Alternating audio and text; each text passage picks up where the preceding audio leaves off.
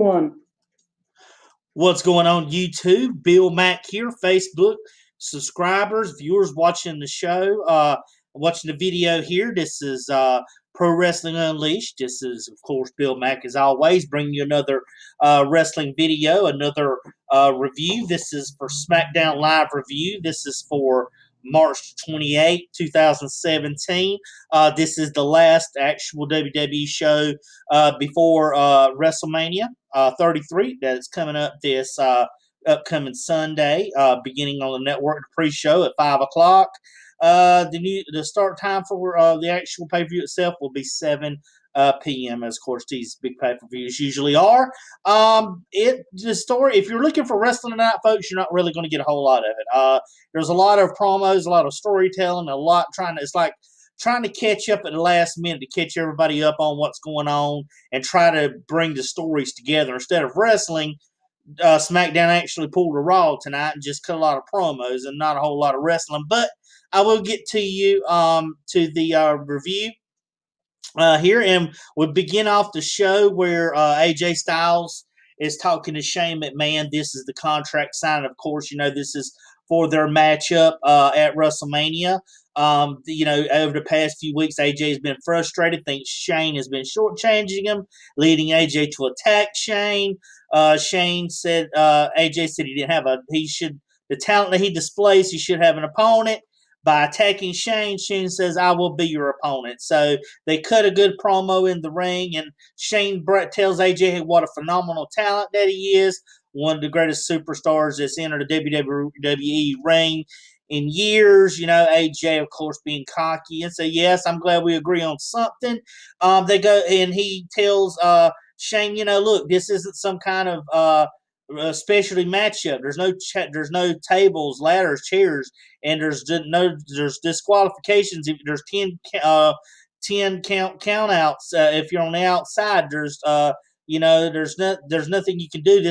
You're coming inside the ring, which is my territory. And so he lets Shane know, and Shane says, look, when I looked over you as I drove you through the announce table, and I saw that it got you to thinking. So they get to stand up face to face. Daniel Bryan says, the only way we can just do this, let's just go ahead and settle this. Let's just shake hands and be done with it. AJ looks at Shane, blows him off, walks out the ring, and steps back and just shoots on Shane, telling him he's going to take care of him at WrestleMania. So kind of ends the first segment of the matchup. We do come back, folks, and we have a women's division matchup. Becky Lynch taking on Carmella. Yeah, once again, Carmella's coming out to absolutely no reaction. I mean, you can hear a pin drop whenever she comes out. No matter what she says, no matter how much heat she tries to draw, it just ain't working. She's just not getting the fan reaction. She's not getting over. Even Ellsworth can be annoying, but then when it goes to her, it's just so quiet. But these two are going back and forth, and then you see outside and on each side of the announce table, you see Mickie James on one side, Alexa on the other. So as the match is going on in the ring between Becky Lynch and between Carmella, you hear Alexa and Mickie James going back and forth, talking smack to each other, oddly enough. And so they start getting heated up between each other. So then they kind of start going at it on the outside, which trickles on and leads into the ring. So now you have one matchup and one fight. So then they go to commercial. We come back. Then, they said that Daniel Bryan makes it a tag team match. So now you have Mickie James and Becky Lynch taking on Alexa Bliss and Carmella. A lot of Becky and Mickie were working well together. Quick tags in and out in the first part of the matchup. And then we see that Mickie ends up for a while being the one that gets to take most of the punishment, as we see Alexa and Carmella working together. Then, middle of the match, as Alexa's in there and Mickie James, Natalya comes out, and then Natalya goes and sits by the commentary. So you kind of see what's going to happen here. So then, in the middle of the matchup, Natty goes to get on the rope, interferes, she gets hit. She's down, the referee looks. As Becky Lynch sets up Carmella, she goes against the ropes, of course. Ellsworth does what he always does, pulls her leg. Her face hits the mat. and then then it allows Carmella to get the roll up pin, and then they start all three of them attacking Becky Lynch and Mickey James. And then all of a sudden, we see that surprise, surprise, Naomi comes back, and she comes out and she kind of clears the ring, and she's letting everybody know she's back. She's going to be in the women's match on the SmackDown side, which now, folks, is on the kickoff show. Which will be the actual 3 matches on the kickoff show that they're going to have now. So, surprise, surprise, that's happening. A actual belt, a title match is on the kickoff show, which I never agree with that at all. No matter who it is, I never agree with this match. Also joining, as you know, Aries and Neville, which was going to be an awesome wrestling match. It's on the kickoff show. So not trying to get out of order, but just my displeasure with how well WWE books their talent. But anyway, she comes out and everybody starts cheering for her, glad she's back. Naomi gets a really good reception with that. So then we cut to the back and we see Daniel Bryan. Remember last week Tyler Breeze was dressed like Nikki, and it was just a funny thing. And he comes back and says he won't see it on the SmackDown Women's match. And Daniel Bryan's like, no. And then he takes off. He says, Tyler Breeze, where did you come from? Kind of playing off of it. So then he acts down because they ain't got nothing to do with the WrestleMania matchup. And then so Daniel Bryan tells him, hey, you two, we got 2 slots open. There's a 10-man tag match coming up. You two can fill the last spot. So then Tyler Breeze and Fandango go to the back to get prepared for their matchup. So kind of a little funny segment with them in the back. Up next, coming off, folks, we see Mia's TV with Maurice looking beautiful as ever.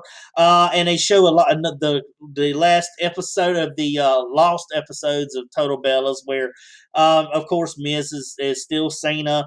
Maurice, is dressed as Nikki, and she's dressed as Nikki and Brie. And then what's funny is they're at the dinner table, and then Daniel Bryan comes in, and he's really the Miz is on his knees with shoes, kind of making fun of Daniel Bryan not being able to being so short, and he's got this funny looking beard pasted on his face, and he's going to no, yes, like a little boy. And John and Miz talks about, he goes and mentions that he's made a mistake, and Daniel Bryan's like, I'm a vegan, I can't have that. So then he shows Brie giving him a juice box with a bee around his face. It's so funny. So that was kind of how it went into commercial. We come back, we see the conclusion of it, and then it kind of gets serious. It goes from when because Nikki asked John to marry her, and then he starts cutting this promo about how he'll become irrelevant, how he don't love her, that's why he ain't going to marry her. He don't want her to do nothing with her. He just wants her to say him to be a likable guy. That's why he's got her. So then he takes all of the Xena stuff off, and and she takes all of the Nikki stuff off, and they cut a serious promo on Cena, which I thought was really cool. I mean, Miz can do really good with his promo work, and this feud has made it really interesting to watch. But it gets serious. Then that brings down Cena and the real Cena and Nikki to the ring, and John Cena spends 10 minutes putting down Miz and Maurice, to the ground. Beneath the ground. That's how far he buries them in this promo, which I can say was, it was just hard to watch, because he's really putting it down. The Miz stands there for 10 minutes, doesn't say nothing, and I know you say, well, Miz cut these things, but they were funny. It was all that, but then Cena just spending 10 minutes burying the Miz and Maurice. Whether it was true or not, it's just kind of it really disappointed me to see that end. So then they teased that they were going to go and fight them, but then ultimately in the end we see that Maurice talks Miz into going to the back. So I felt really badly that it ended like that. I hated to see it, but we all knew that was going to happen. All right, up next, folks, as we see, like I said, there weren't many matches. We see Mojo Rawley, American Alpha, and Slater and Rhino taking on Breezango, the Usos, and Ziggler. And we'll step out for a second, and we'll be right back in the conclusion of the show. going right along with the matchup, we see a lot of good back and forth between the heels, all going back and forth. As usual, when you have these kind of matches, tag matches, you see the one face that gets beat down and everybody tries to keep him confined to their side, to their corner. That's kind of how this had it. We've seen a lot of underhanded stuff like Breezango trying to catch the referee not looking and try to shove Gable off the top. It was a good matchup considering there was like 10 people there. And just really, like I said, it was just a lot of back and forth, nothing really spectacular. A lot of it. Then we see that the ending just comes when basically there's a lot of the wrestlers in there throwing each other out. Super kicks are going over the top rope. With the last two we see in the ring are Mojo Rawley and we see Tyler Breeze. Mojo does that forearm, his finisher that he uses, ends up getting the pin. 1, 2, 3. You see the winners of the matchup are Mojo Rawley, American Alpha, and Slater and Rhino picking up the win here to finish it off. And like I said, folks, weren't a whole lot of fighting. And we didn't, like I said, it was only like 3 or 4 matches that had the whole 2 hours, if that. I think maybe 3. Then we go to a commercial comeback. We see Luke Harper talking about how he tried to tell him that Randy was going to Randy was going to basically betray him and how he was going to take care of Bray. So this leads us up into the main event for tonight's matchup. Luke Harper, Bray Wyatt. Wasn't a very long match. Good power. You got Luke Harper really continues. They say he's a really good worker, and I really enjoy watching his matchups. And this is a good, powerful matchup back to back and seeing these guys do a lot of power moves. You've seen, Bray almost hit the Sister Abigail twice. Luke got out of it 2 times. Luke went and dove through the ropes onto the outside to hit Bray twice, put him over the announce table. We've seen at one point Bray does a superplex off the ropes onto the mat with Luke Harper. A good power matchup. Didn't last long. Figured it wouldn't last as long, but I thought it was a decent match. The ending comes when we see Luke Harper basically get caught briefly in this trance by Bray, and Ed made mention through the matchup. Commentary did that they were going to basically that he had been in control over Bray over Luke Harper for so many years. Maybe that was coming back to haunt him a little bit. Maybe because Bray stared at him and then Luke paused, and right that time Bray quickly snapped to Sister Abigail. 1, 2, 3. Bray picks up the win. He retains the WWE World Heavyweight Championship. And then we see Randy Orton come on the Tron.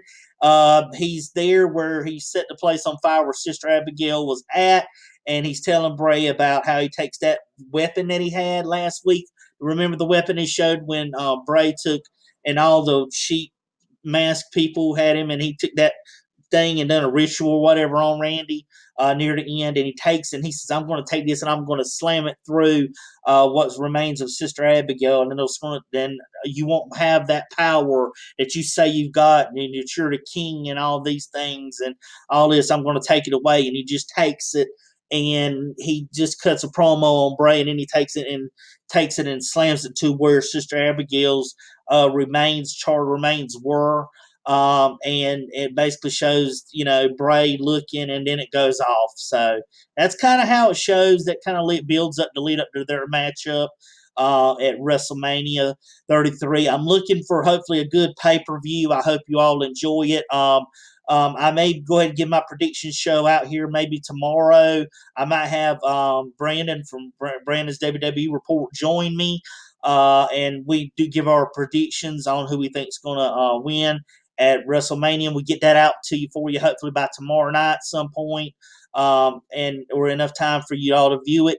I hope you like the show. SmackDown told a lot of story tonight, not a lot of wrestling, But when you're trying to sum up WrestleMania, the biggest night of the year, the biggest pay-per-view of the year, you got to have the stories to tie in to make it worth watching when you're going. And SmackDown does a lot of wrestling and less promos, so I can kind of understand, and I can kind of forgive them for this. So, but I hope you all continue liking my videos. I put them out there. I want to make sure that if you don't get a chance to watch SmackDown, you can see my show and get the results. I try to be to the point, explain points here and there of the matches, and get them to you without really dragging it out. So, but like I said, folks, I will be putting out the WrestleMania 33 prediction show with Brandon from Brandon's WWE Report. I hope you all check that out. If you like this video, drop a like on it. Subscribe to my channel. Share this video with others. And until next time, here, this is Bill Mack with Pro Wrestling Unleashed. And everyone, take it easy. Yeah.